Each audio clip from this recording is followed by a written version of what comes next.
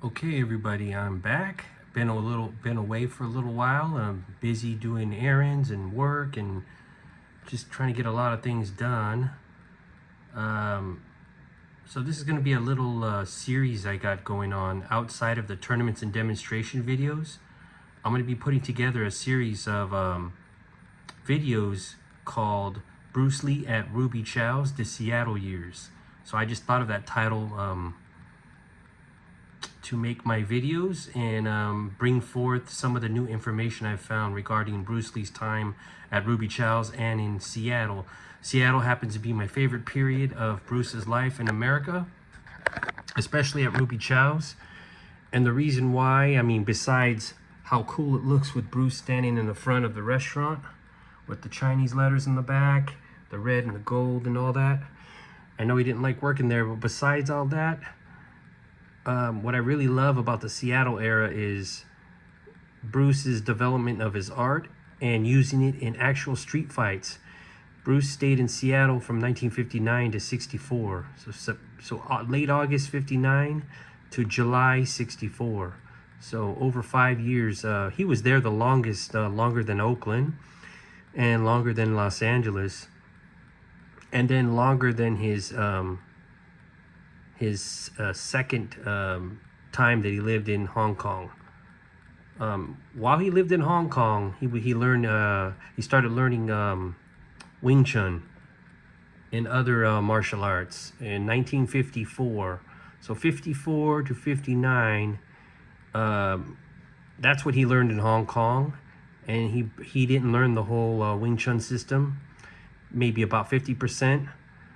And a lot of people criticize him about that, but they have to understand that he had to leave Hong Kong. So whatever he brought over here, whatever knowledge he brought over here, he had to use that and then improvise. So Bruce never said that he knew the whole system. That's one thing that should be clear, is Bruce Lee never said he knew the whole system. He only knew about half, and nobody would have known how much he knew unless he told them. So he was upfront about it, and he told his students, Jesse Glover and other students that he had. But the important part is what he did with the knowledge that he brought over with him. How he modified the Wing Chun that he brought over into a non-classical Kung Fu, which was the period of 1959 through 1962. And of course, he started going commercial in 1963 with Junfan Kung Fu, and that was the precursor to Jeet Kune Do. So from 1959 to 1962, those to me are the real fighting years, when he was getting in all of his fist fights on the streets and beating up multiple attackers, making a name for himself in Seattle, in the Seattle area, not so much around the whole country, but I would say in the martial arts community. Even though he wasn't famous, he was known in Seattle and in the Bay Area, in the martial arts community. But as far as TV and all that, no, he wasn't. But people did know who he was, but it was mostly in those communities of the martial arts. So there's a lot of fights that happen in Seattle, and there's another fight that I found out about that happened that's unrecorded, and I'll be bringing that up in another episode. But yes, like I said, most of his street fighting was done in Seattle. Oakland, it has its history with the Wong Jackman fight and the early development of Jeet Kune Do starting in 1965, but not a whole lot happened. He was busy refining his art. You really didn't see Bruce in 1965 attending any karate tournaments. He was trying to get into Green Hornet. He did the screen test, and you really don't see many pictures of Bruce in 1965. You don't really see any really much appearances. You really don't see a whole lot. He went to Hong Kong twice in 1965. Once when his father died, and then another time he went back. But outside of those little few events, you don't really hear much about Bruce. He didn't even go to International Karate Championships in 1965. He went in 64, and then he didn't go back until 67. So yeah, so anyways, I feel that this is a very important part of Bruce's life. and I really enjoy the stories of Seattle, the Seattle years. And prior to Jun Fan, Bruce's non-classical kung fu was just purely based on street fighting. It was getting the fight over with quickly. There wasn't really a lot of kicks. There really wasn't. It was mainly waist up, Wing Chun techniques that were modified. And I really believe Jesse Glover was like probably one of Bruce Lee's top students. He had a judo background, but just the effectiveness of his hand techniques, a lot of students didn't have. A lot of the Jeet Kune Do students that I've seen just don't have the same hand speed and technique as Jesse. So I mean, this just goes to show, like, Bruce also was there training these guys. It was more one-on-one with Bruce in Seattle. He wasn't famous yet, so he was training the students in Seattle, and he was there one-on-one with them more, or in a small group, compared to LA and Oakland. He was doing his own thing and busy with Hollywood and all that stuff. So yeah, that's another reason why I notice a lot of the original Seattle students excelled a lot, is because they had full instruction from Bruce Lee. So anyways, I did bring this out again to part of the review, and I'd like to thank Damien Live for colorizing this photo, black and white photo from me of Bruce from December 1960.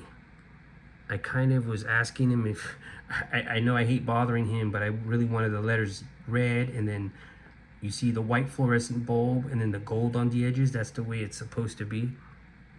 The cocktail sign, it just really just came out really high resolution and very nice. I thank Damien for coloring me this. And you can even see the little plants down there. They almost look like bamboo. Really cool. December 1960. This is around the time when he finished Edison Technical School.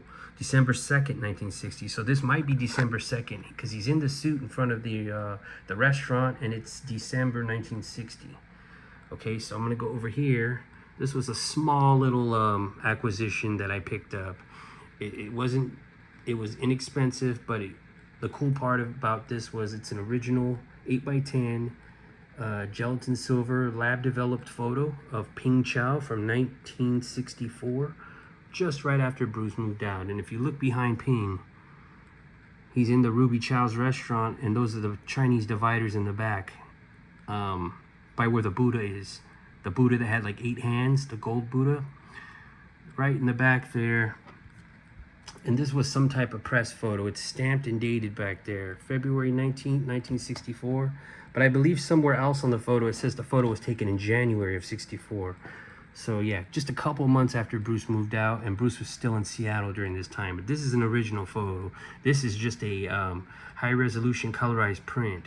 But I wanted this to go with the diorama display. And then I have this, another friend of mine gave me this cool, it's a print, but it's a scan from the original photograph. But really cool. As you can see how I did the diorama, I had designed it and I had somebody make it for me, and I followed the color patterns. And when Bruce Lee was there, it was sky blue in the center of the doors and then red on the outside. I had it designed so it looks just like when Bruce Lee worked there, because later on they had painted these white right here, and a lot of different colors were painted on the top, different as well.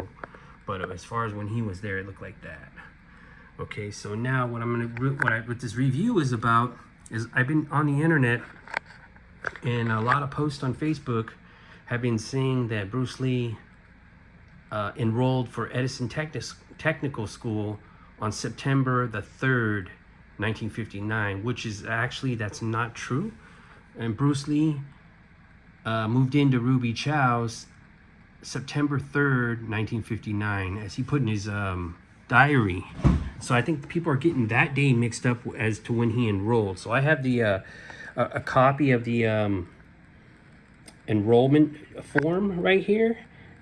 And if you look closely, September the 9th, 1959 is the date of the application when Bruce Lee enrolls to Edison Technical School.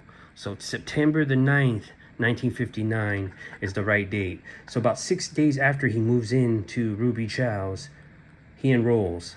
Okay? So another thing I wanted to point out is right here, training in other types of schools. Now I've heard about this, about Bruce going to Franklin High to make up some credits before he enrolled to Edison Technical School. And as we know, well, some people don't know that Bruce got to Seattle in late August 1959. He arrived in San Francisco May 17th, and he stayed there for about 3 months. And he leaves late August, and he arrives to Seattle late August 1959. And right here it says, if you look closely, I can zoom in as much as I can, Benjamin Franklin Adult. I guess that's adult education, adult school. But he went to Franklin High to make up some credits before he enrolled to, he was only there for a short time, maybe a week or so, before he enrolled to Edison Technical School on September the 9th.